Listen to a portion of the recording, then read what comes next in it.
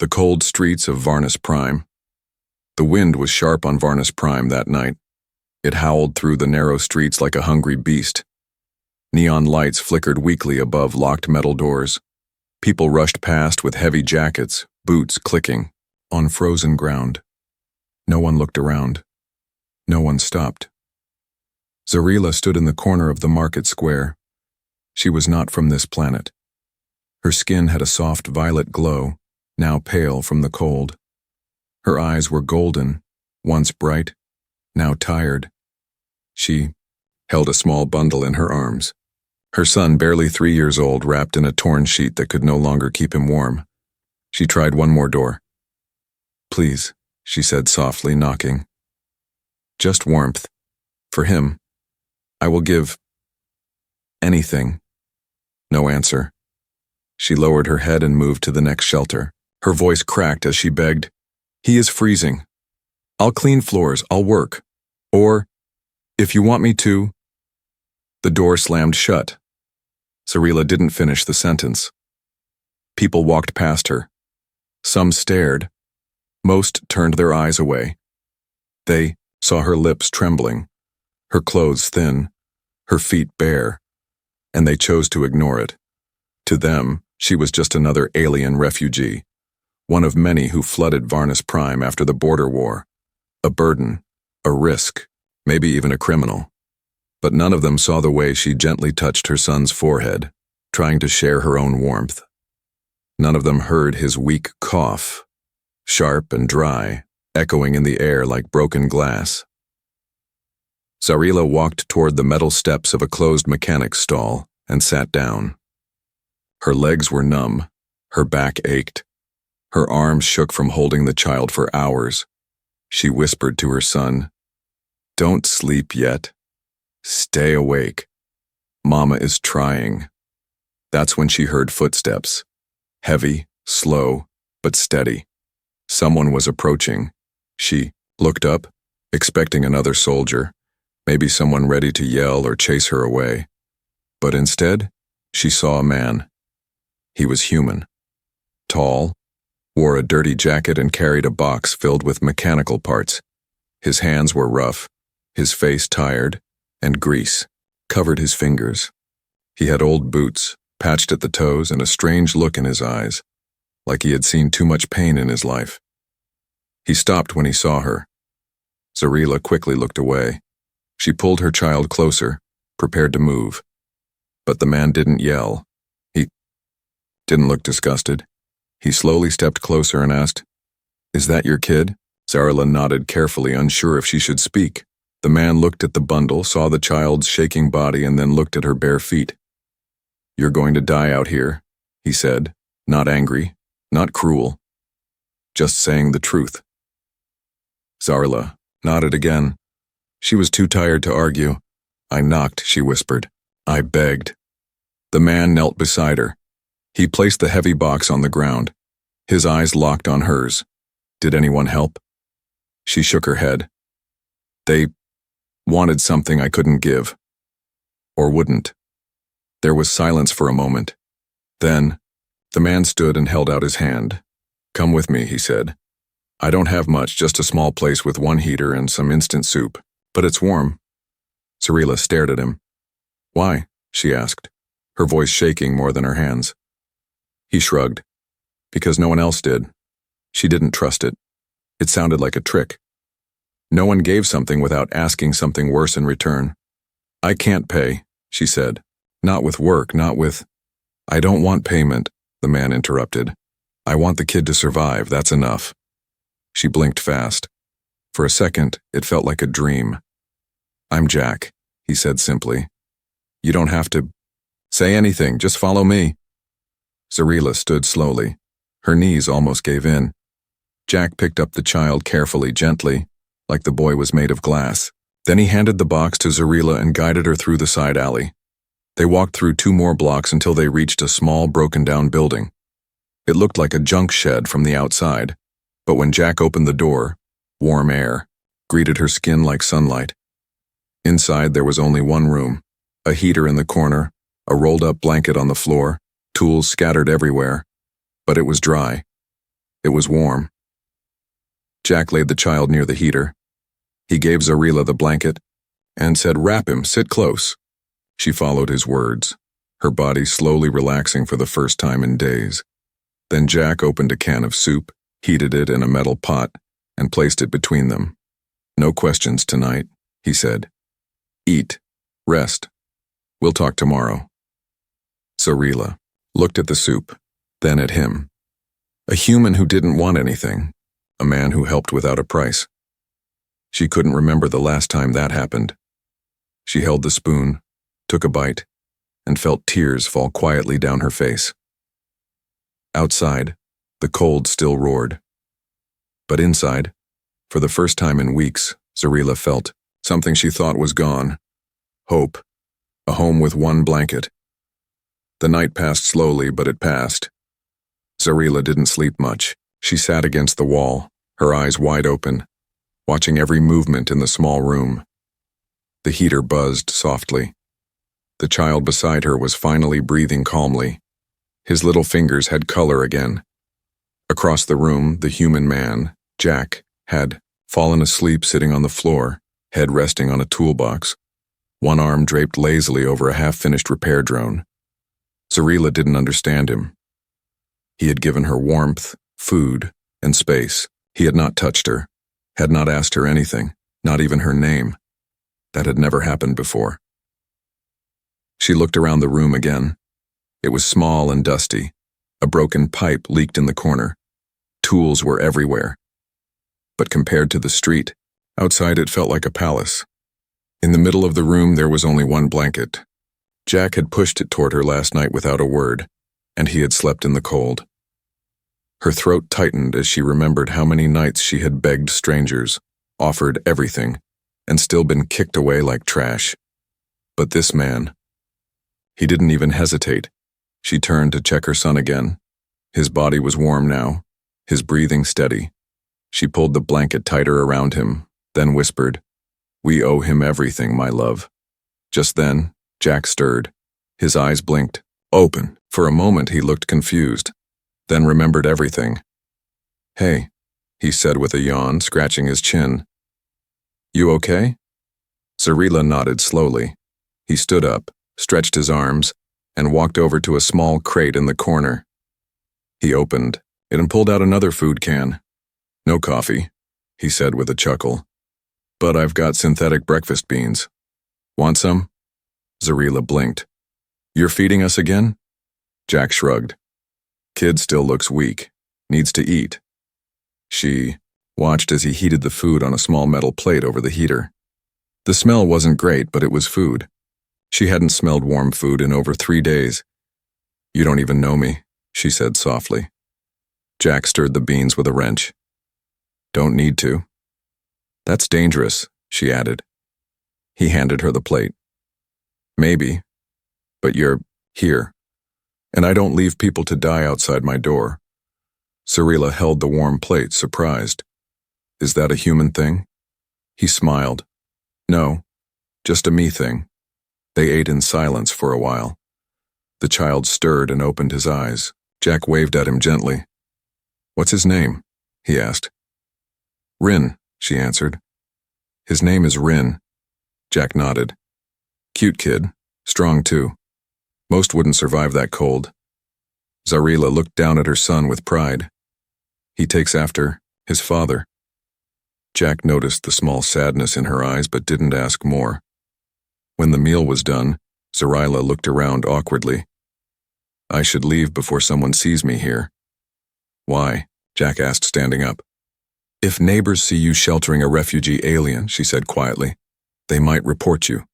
You could be fined, or worse." Jack raised an eyebrow. "Let them. What are they going to do? Take away my rusted tools? And cold soup?" Zarila couldn't help but smile. It was small, just a curve of her lips, but it was real. "I have nowhere else to go," she admitted. "You don't need to go," Jack said. "Not until you're ready." She looked at him for a long time. She didn't know whether to trust that offer. Not yet. But she knew this. He hadn't lied to her. He hadn't used her. And in a galaxy like this, that meant more than gold. She lowered her eyes. I'll help clean. I'll repair tools. I know machines. I was a guard before all this. Jack tilted his head. You know machines? She nodded. I can fix pulse rifles, hoverbikes, even old space shuttles. I trained for war before I became someone no one wants. Jack scratched his beard. You're not nobody here. And if you know machines, then congratulations, you're now my assistant.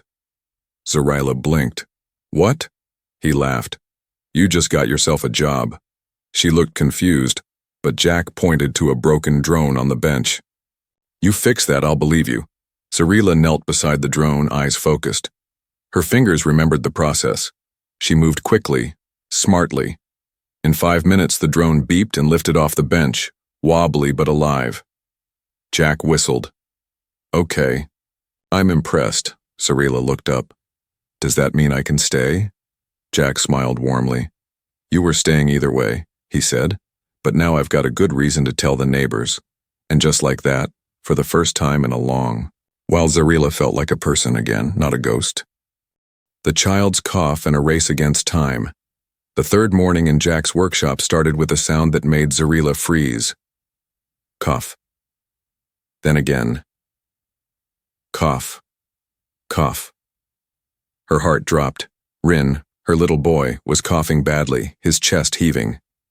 His eyes were half closed and sweat glistened on his small forehead even though the room wasn't hot. She rushed to him and placed her hand on his skin. He was burning. No. No. No, no, she whispered.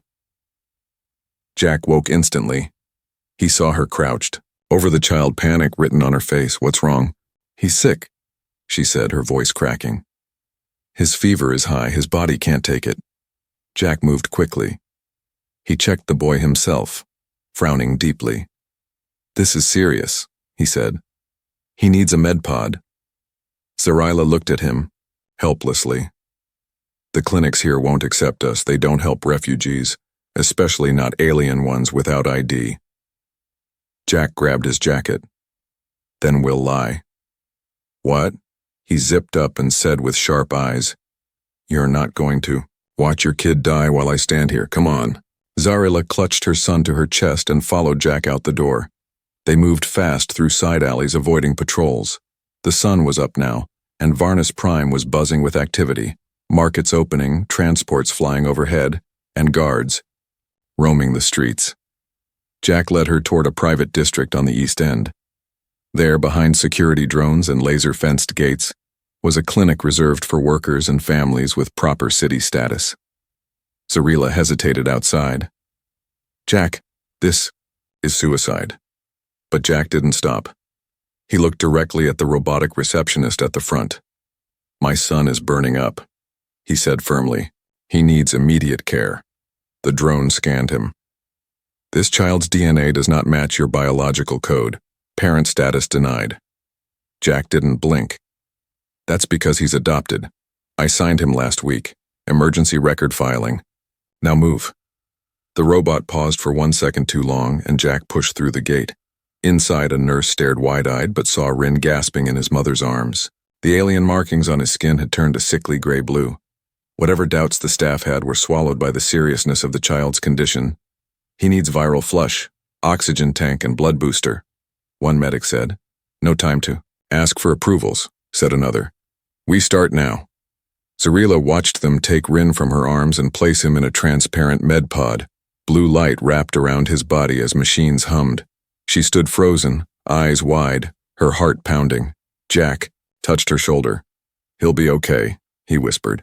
Tears spilled down Zarila's cheeks. Why did you do this? They could arrest you. I told you, Jack said calmly, I'm not letting him die. A long hour passed. The clinic team worked fast and without pause. Finally, a nurse came to them. He's stable now. His body is responding to treatment. Zarila nearly fell to the floor. Later, when they were alone in the small waiting room, she looked at Jack, truly looked at him for the first time. You lied for us. I'd do it again. You could have walked away, but I didn't. She sat next to him, still shaking. "You're not like the others." He gave a small smile. "I know. But I'm also not a hero. I just couldn't leave a kid to die because some system says he's the wrong species." Zarila closed her eyes. She hadn't felt this much warmth from anyone in years, and this time, it wasn't just physical. "Thank you," she whispered. Jack leaned back. "Let's get him home when they release him. You both deserve better than street corners." Zarila looked down at her hands that once held weapons, once swore oaths, once held hope. Now they held something new. Maybe not safety, maybe not freedom, but something real. The fire, the mob, and her secret. The workshop smelled of metal, oil, and something else, hope. Rin was resting peacefully now, wrapped in warm blankets near the corner heater. His fever had dropped. His small breaths were steady. Zarila sat beside him, stroking his hair. For the first time in weeks, she wasn't just surviving. She was healing. Jack was in the other corner, working on a drone leg. Sparks flew as he welded. The silence was calm, peaceful, until, bang, a loud boom shook the walls. Zarila jumped up, shielding her son. "Jack?" He dropped the tool and rushed to the window. Orange light flickered in the distance. Smoke curled up into the sky. The sound of shouting followed. Angry voices, boots slamming on the road, chaos. "There's a fire," Jack muttered. "Some idiot must have overloaded a power core again." Zarila's face tightened. "That's near the East Refugee District." As they watched, the fire spread. People began running down the alley outside the workshop, some screaming, others shouting words in fear and rage. And then came a voice from the crowd. "It's the aliens! They bring danger! They burn everything they touch!" Another voice answered louder. "I saw one just yesterday near my street." The mob was forming. Zarila grabbed Rin. "We have to go. Now." Jack shook his head. "You're not running. Not again." "They'll come here," she whispered. "If they think you're hiding me, they'll have to go through me," Jack growled. And then the first knock hit the door. It wasn't gentle. Jack opened it halfway, stepping out. 5 people stood outside, 3 men, 2 women, neighbors, workers. Scared people turned into something worse, an angry crowd. One of them pointed. "We know what you're hiding, Jack. That alien woman and her kid. They'll bring more trouble, maybe they already did." Jack stood firm. "She didn't start that fire. You don't know that. I know enough. You watched her beg in the streets and did nothing. I gave her warmth, food, and a roof. That makes me the problem?" The lead man stepped closer. "You're protecting filth." Jack clenched his fists. "Say that again. I dare you."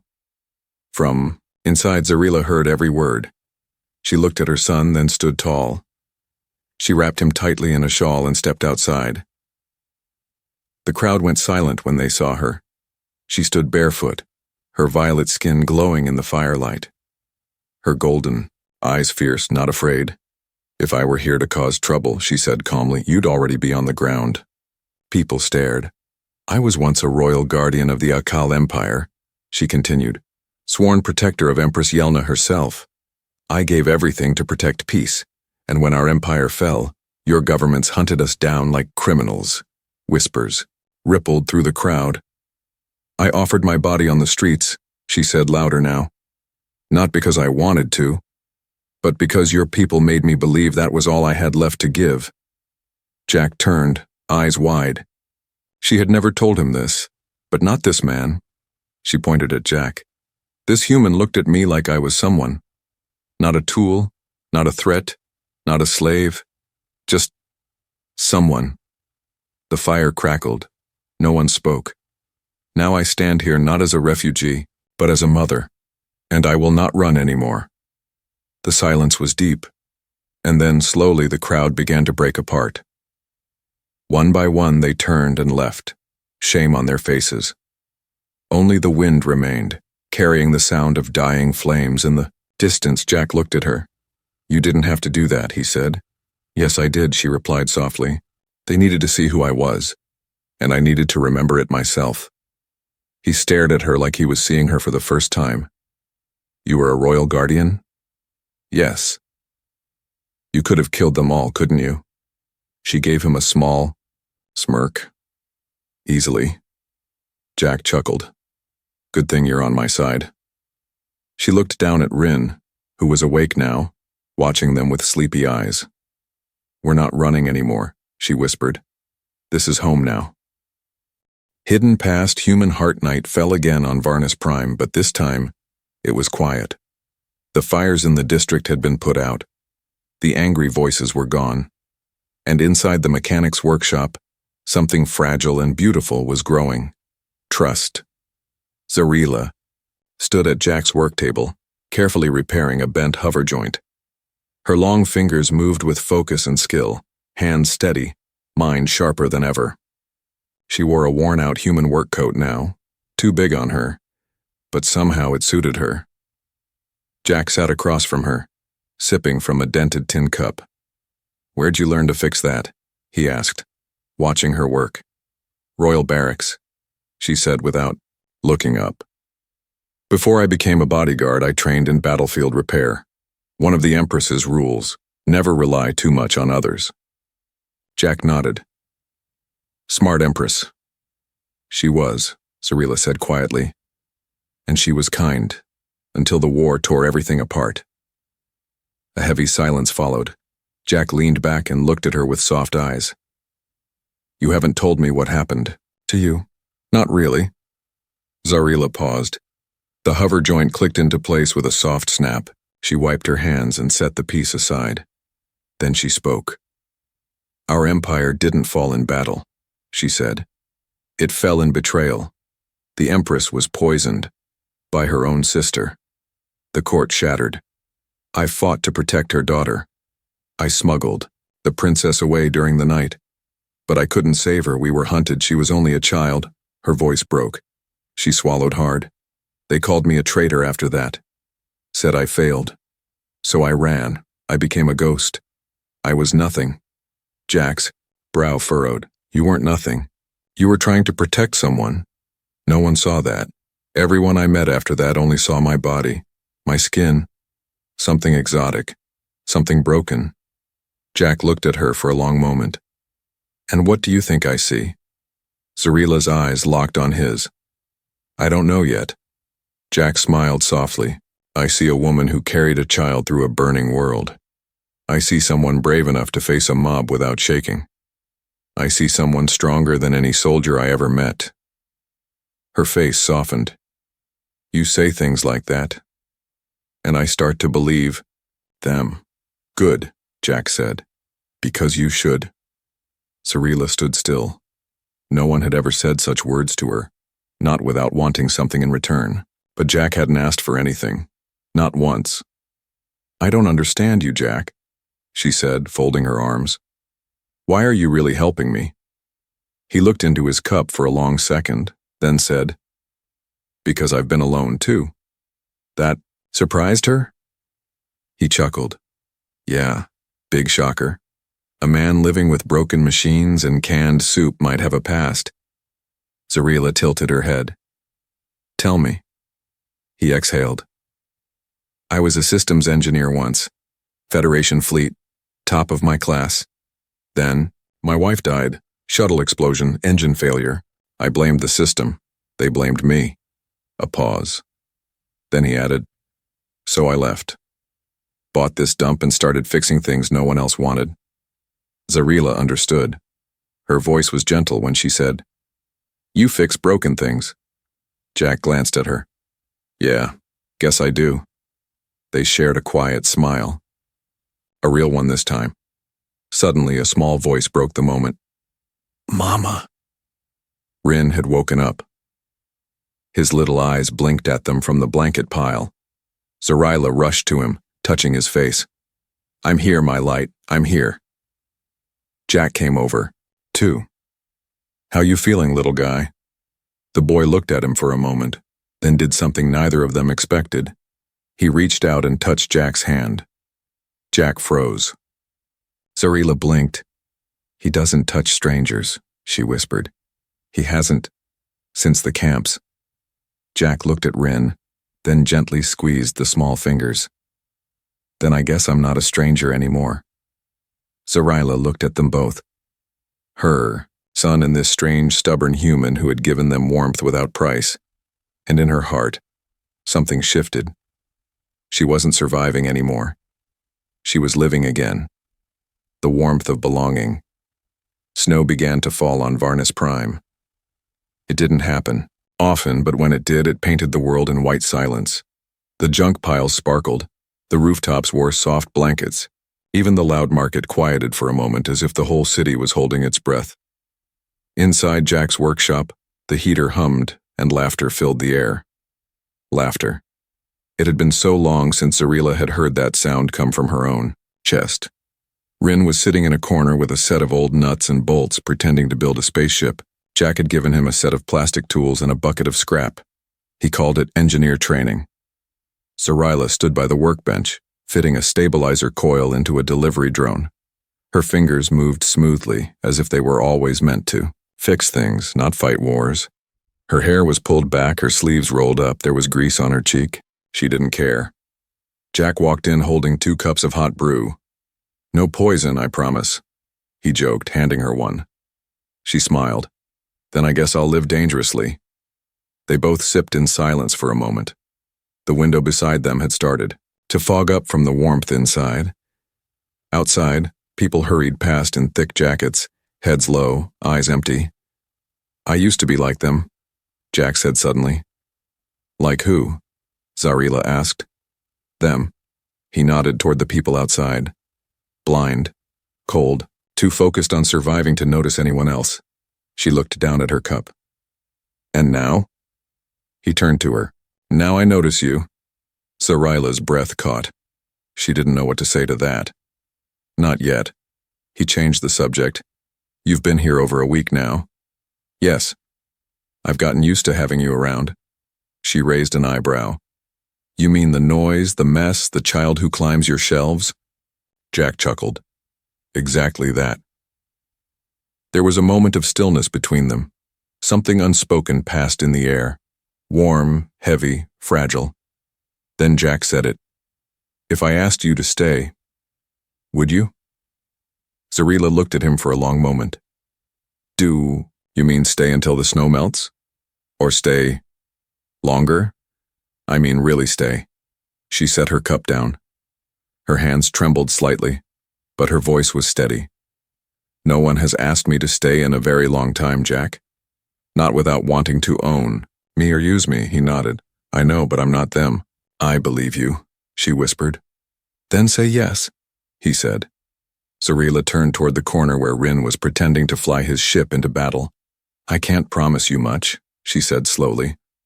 I carry danger with me. My past isn't buried. It's still watching, waiting. I know, Jack said, but I'm not afraid of your past. I only care about your future. She blinked. You talk like you're offering me something more than a place to sleep. He took a slow breath. Maybe I am. She stared at him, this mechanic with sad eyes and kind hands, who never asked for her body, only her presence, who gave her space and now offered her home. Her voice came soft but clear. If you ever asked me to stay, truly stay, I'd say yes before you finish the sentence. He smiled. She smiled back. Later that night, after Rin had fallen asleep in a makeshift cot of old pillows, Zarila walked over to the heater. Jack was adjusting it, tapping its side like he always did when it rattled. Thank you, she said, standing beside him. For what? For seeing me. Not my skin, not my past. Just me. Jack turned to her. I see someone who belongs here, he said. With me.